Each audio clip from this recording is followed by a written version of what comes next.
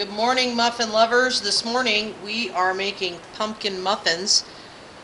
We spent hours yesterday processing pumpkin, and this is what we ended up with. In 2-cup bags, we have fresh pumpkin. Look how nice that looks. That looks so much better than anything you're going to get canned out of the store. Well, there's no food coloring in it. That's the natural pumpkin color right there. Absolutely. No additives, nothing. And it tastes great. So the first step for pumpkin muffins is to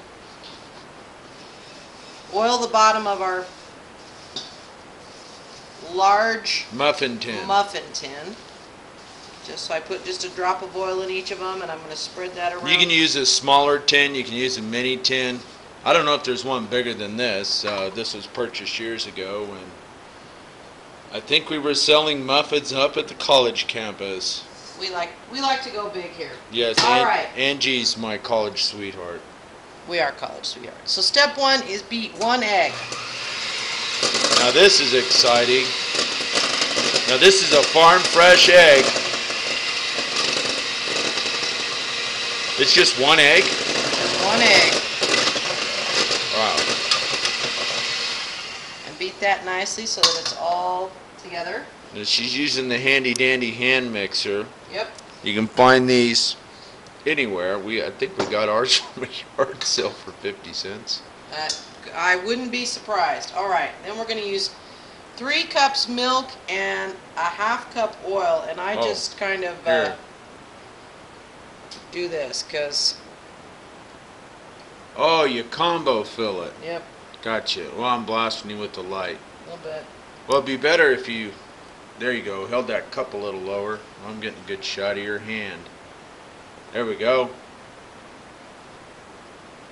Wow, nothing more exciting than watching oil pour, right? What kind of oil is that? This is canola oil. Okay, did you say that? I did not. I just said oil. Right. The recipe says vegetable oil. I suppose vegetable oil would be right, but since we're almost healthy, we're going to use some canola oil. Alright, now we're going to mix that around just real quick to get it all blended up. And now this is where we add the pumpkin. We're going to add a 1/2 cup of pumpkin. Only 1/2 cup. Only 1/2 cup. That's all you need to get that wonderful pumpkin flavor. Said all those nice things about the pumpkin, and then it just doesn't cooperate. Flipped all over the counter on the cookbook. Yeah. That's a sign of a cook in action, right? Yes. And you can throw in some raisins. We like raisins, so we're going to throw in about a 1/2 cup of raisins. And you want to add pumpkin spice. Now the recipe says 2 teaspoons of pumpkin spice. Pumpkin spice is basically cinnamon, ginger, and cloves. And it's mostly cinnamon and then ginger and cloves. So what we're going to do is we're going to use 1 teaspoon of cinnamon. We're going to use 3/4 of a teaspoon of cloves. 1, 2, 3, and a 1/4 teaspoon of cloves. Cloves are they're a very powerful herb, so you're going to go light-handed with the cloves. Okay, so now we're going to stir that around a little bit.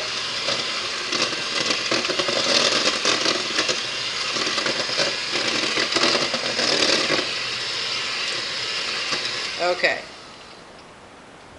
Now, one thing people tend to do when it comes to muffins is over stir them. So we are going to move to the hand spatula now, because next we're adding our flour, and this is where they get over stirred. So we are adding 2 cups flour. The recipe says all-purpose flour. We are almost healthy, so we are using whole wheat pastry flour. There's 1 cup, 2 cups, a 1/3 cup sugar, again, almost healthy, so we are using organic sugar. I suppose you could substitute maple syrup or agave, but then you have to adjust cooking time and liquid, etc., etc. Kind of, unless you're good at math, it's kind of a pain. 3 teaspoons baking powder. 1, 2,